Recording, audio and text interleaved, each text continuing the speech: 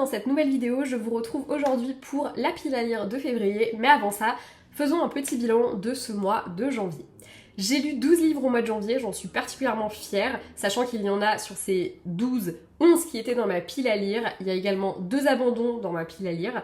Le Prince de l'autre monde d'Orlan Grey, publié chez Addictésie. Je n'ai pas accroché ni au rythme, ni à des détails de concordance de temps qui m'ont parfois rendu un peu pénible la compréhension, donc j'ai préféré laisser de côté ce roman et je lirai les autres de l'autrice peut-être, mais celui-ci, qui était déjà celui qui me tentait le moins, c'est un non. J'ai également abandonné Une fille facile de Louise O'Neill.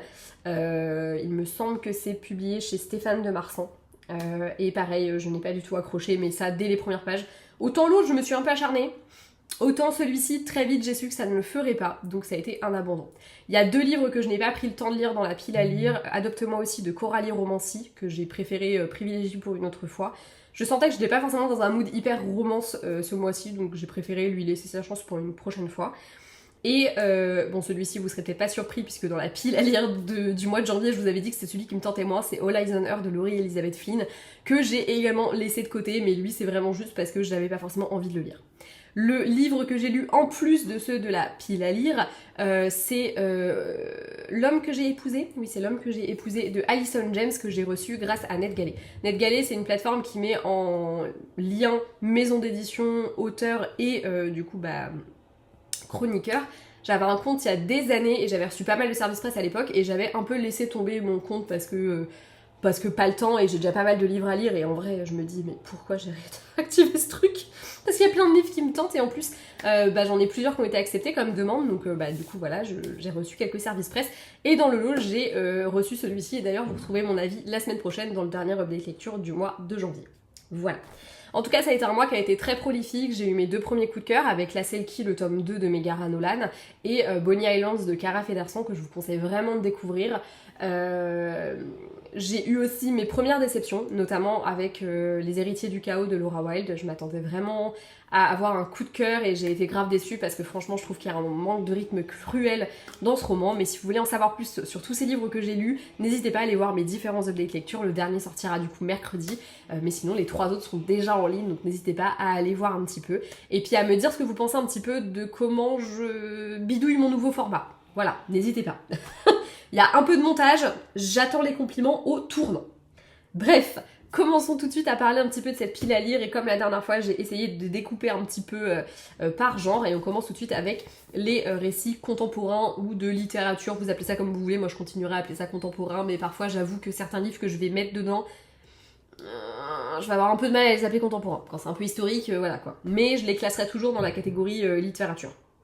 Peut-être que je vais dire littérature en fait du coup maintenant. Bref, on s'en fout, c'est vraiment du blabla pour pas grand chose. Histoire d'A de Laure Manel, publié chez le Livre de Poche. Je l'ai acheté il y a pas très longtemps, j'ai toujours l'étiquette d'ailleurs de chez Easy Cash à 2,99. C'est un de mes derniers achats de 2025 de mémoire. J'ai assez hâte de le découvrir, on est sur un roman épistolaire donc je pense que ça va se lire assez vite, c'est ce que j'aime dans les romans épistolaires, avec des envois par mail entre 2 personnes qui étaient amies à une époque. Et il y en a un des 2 qui est parti et voilà. Bref, je ne sais pas du tout ce que ça va donner, mais je suis, j'ai assez hâte, voilà. Je suis très fan des romans épistolaires, je trouve que c'est... Franchement, je trouve que c'est le livre idéal si vous aimez pas énormément lire, mais que vous avez quand même envie de vous relancer dans les romans. Je pense que c'est une bonne façon de commencer sur les romans épistolaires parce que il n'y a pas énormément de texte, ça se lit super vite. Puis, est-ce que je vais trouver une page exemple? Parce que la dernière fois que j'ai voulu le faire, je n'ai pas trouvé. Des fois, c'est vraiment... Enfin, ça peut... Voilà. Typiquement,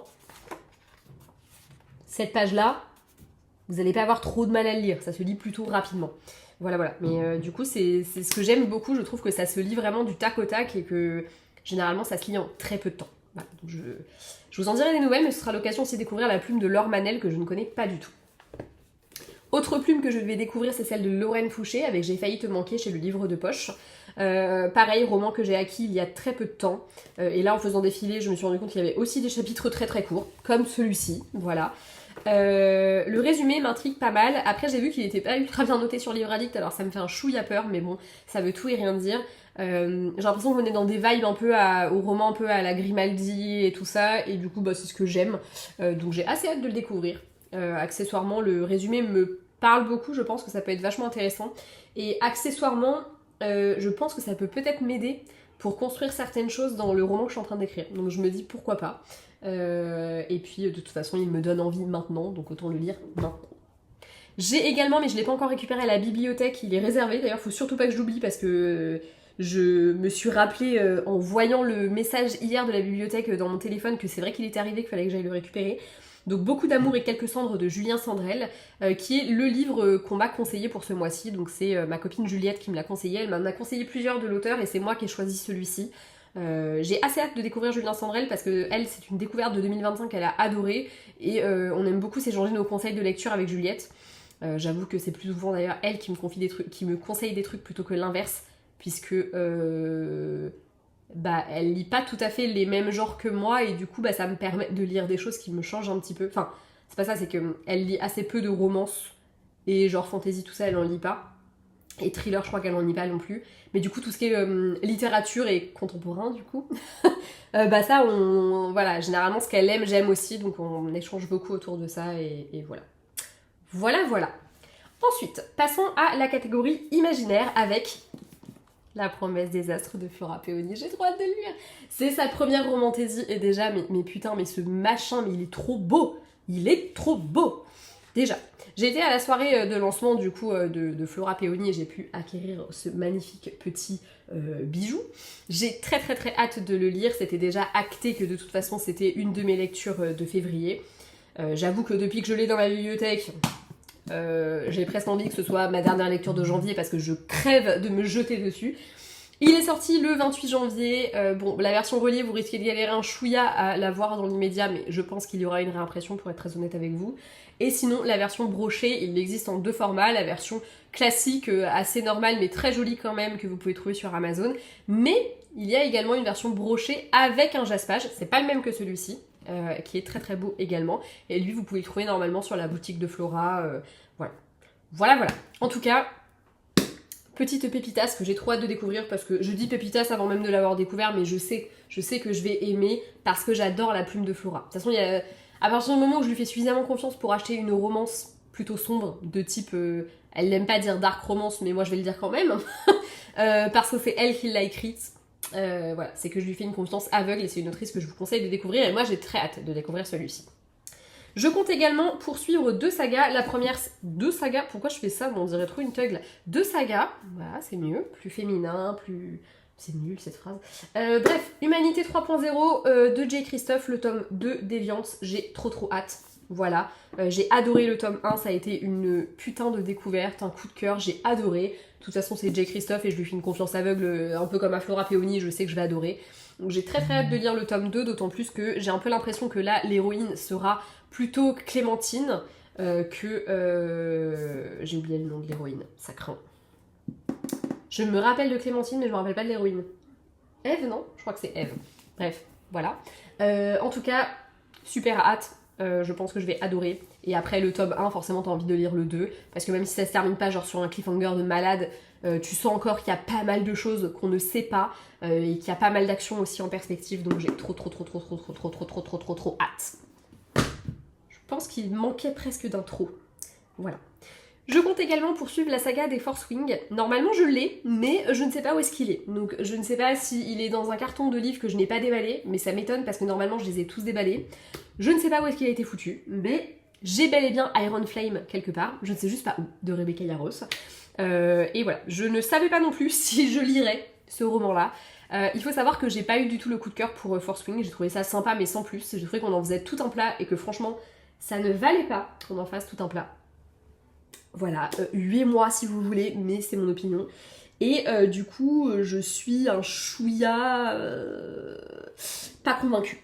Voilà, on va pas se mytho, je suis un chouïa pas convaincue, mais je vais y tenter de le lire quand même parce que ma copine Kenza m'a dit qu'il fallait que je le lise. Donc, voilà. Puis de toute façon, je l'ai, donc je vais le lire, autant à un moment donné, autant le lire. Par contre, j'ai très peur de ne pas bien me rappeler de la suite, du précédent plutôt, parce que de la suite, forcément, je peux pas m'en rappeler. Mais j'ai un peu peur de ne pas me rappeler du tome 1 et d'être un peu paumée, donc on verra bien, et puis si j'y arrive pas, et tant pis, ça fera des euros sur Vinted puisqu'ils se vendent très bien, paraît-il. Voilà. Le dernier roman de type imaginaire, même si j'aurais aussi pu le classer en romance que je compte lire, et il m'a fait modifier, il faut le savoir, ma pile à lire, c'est Mystic University, le tome 2, Plaisir coupable de Eulalie Lombard, que je vais lire dans l'abonnement Kindle. J'avais complètement zappé qu'il sortait au mois de février, et l'autre jour elle a refait un post à ce sujet, je me suis dit putain mais oui je suis con. Et j'ai tellement adoré le tome 1 que j'ai très envie de lire le 2.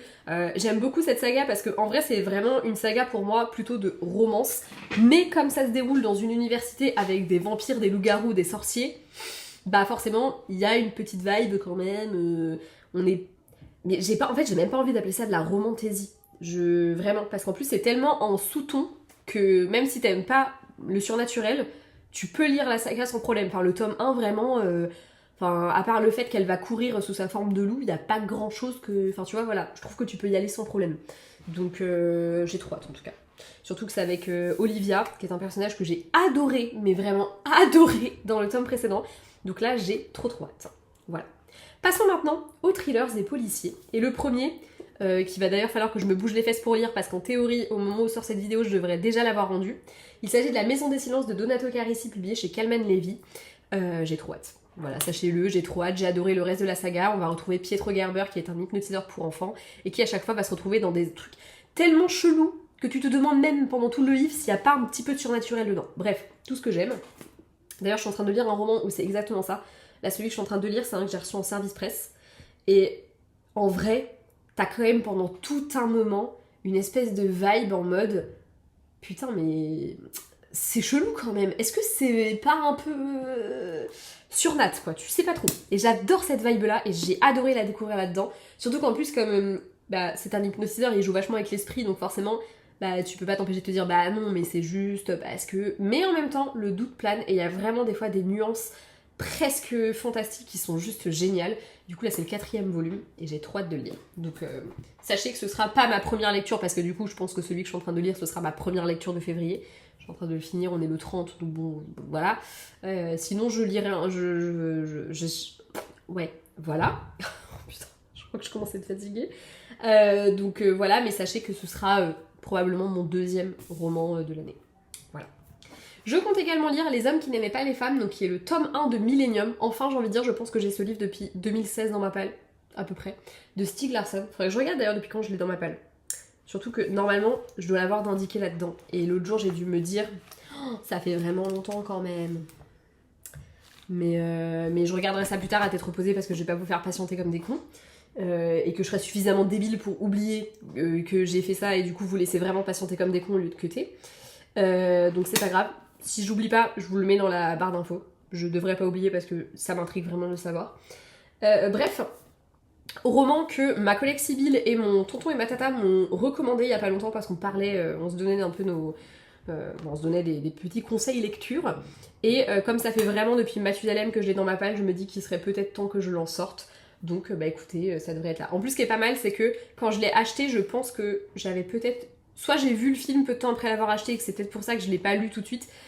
Soit j'ai vu le film et voulu acheter le livre. Je sais plus du tout dans quel ordre ça s'est fait parce que vraiment ça commence à remonter, on va pas se mytho. Et du coup, bah là je ne me rappelle pas du tout du film. Donc je me rappelle pas du tout de l'histoire. Je crois que je me rappelle... Honnêtement, à part le personnage de Lisbeth, dont je me rappelle le prénom, absolument, c'est tout. Ah, je crois que j'avais son nom de famille aussi. Maintenant que je le...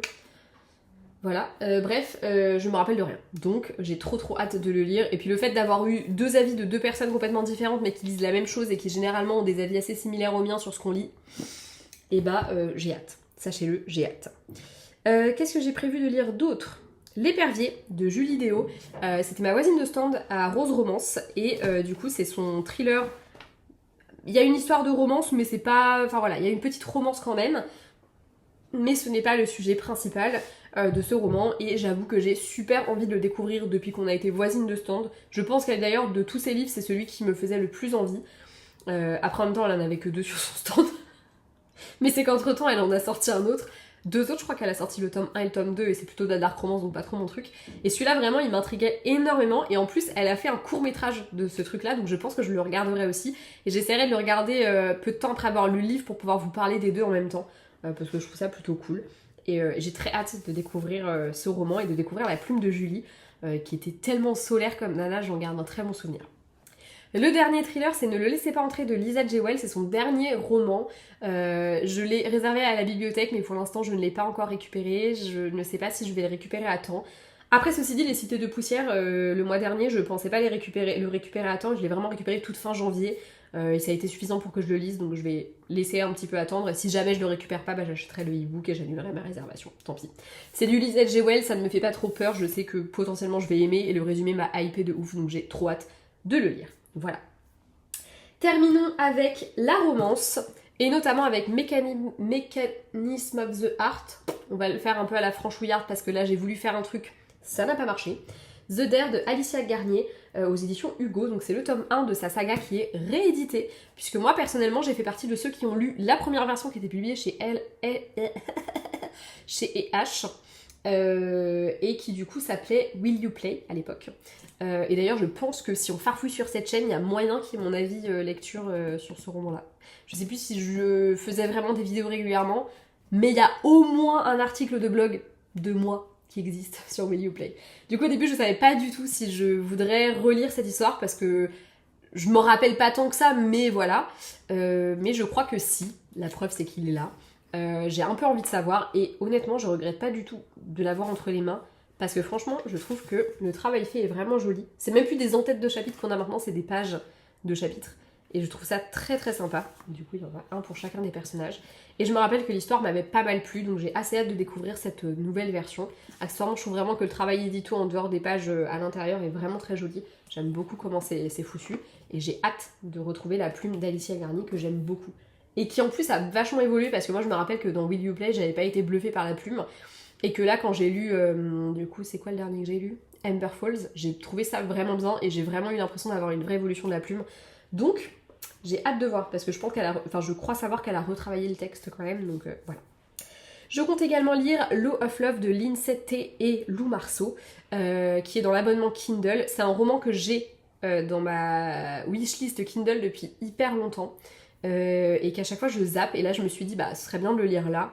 Voilà, j'ai assez hâte. De mémoire c'est une histoire d'avocat etc, donc bah écoutez on verra ce que ça donne mais il me hype vraiment pas mal. Je compte également lire En fusion de Jo Cabell C. Caballero. Pareil c'est un roman que j'ai sur ma liseuse, que j'ai acheté il y a Mathusalem, ça fait 1000 ans qu'il est dans ma palle. Je ne sais même pas d'où est-ce que je l'ai mais je sais que ça fait 1000 ans que je l'ai dans ma palle. Donc écoutez bah on verra bien, ce sera l'occasion. J'essaye vraiment de sortir des livres de ma palle liseuse parce que j'oublie que je les ai comme je les vois pas et du coup voilà, j'essaye vraiment d'aller farfouiller dans les trucs où je me rappelle, bah, comme celui-ci où je me rappelle même pas où je les ai eus pour pouvoir un peu écreuter cette pile à lire monstrueuse. Je compte également lire Fallen Majesty, le tome 2 donc de la saga Majesty de Delinda Dane. J'ai plutôt beaucoup aimé Mad Majesty, même si je suis toujours pas ultra fan de la plume de l'autrice. Donc j'ai assez hâte de lire aussi celui-ci, d'autant plus que pour le coup c'est des trois, c'est celui qui me faisait le plus d'œil. Donc voilà, j'ai assez hâte. Et lui pour le coup, pareil, je l'ai réservé à la bibliothèque, j'attends de voir. Si j'arrive à l'avoir tant mieux, sinon je l'achèterai en e-book. Mais j'avoue que les e-books de chez Hugo, ils sont quand même assez chers. Donc pour un e-book que je ne suis pas sûre d'aimer plus que ça me fait un chouïa chier. Je sais que le premier je l'avais acheté je crois en e-book. Oui je l'ai lu en e-book. Donc... Ah ou je l'avais emprunté à Cultura. Non j'avais dû le lire en e-book. Et je me rappelle que je l'avais bien aimé donc je m'étais dit bon ça va. Mais comparé à d'autres que j'ai pas forcément acheté, je m'étais dit ouais bah finalement tu vois j'aurais peut-être préféré acheter ceux-là que lui. Ils sont à 10 balles hein, les e-books Hugo en vrai, c'est super cher. Ça me fait un peu chier de foutre ça dans un e-book en vrai. Mais bon. Écoutez, c'est la vie, c'est comme ça. Et bah écoutez, c'est tout. Voici ma pile à lire, voici mon bilan. J'espère que cette vidéo n'a pas été trop longue. C'est fou parce que depuis qu'il y a 15 livres, elles sont quand même beaucoup plus longues. Et là maintenant, je vous rajoute en plus le bilan du mois précédent. Mais j'ai été super vite sur mon bilan. Sachez qu'avant, dans les 2 versions précédentes que j'ai commencé à filmer, le bilan faisait entre 5 et 10 minutes. Donc voilà, vous auriez eu une vidéo d'une demi-heure. Là, on est bien. N'hésitez pas à me dire si certains de ces livres sont également dans vos piles à lire, qu'on se fasse une lecture commune. Comme je vous l'ai déjà dit, ça me fait toujours très plaisir. Moi, j'ai super hâte de commencer le mois de février parce que je sais que je serai très bien accompagnée. Bah écoutez, c'est tout pour moi. Je vous fais très gros bisous. À bientôt dans une prochaine vidéo et jusque là, lisez beaucoup.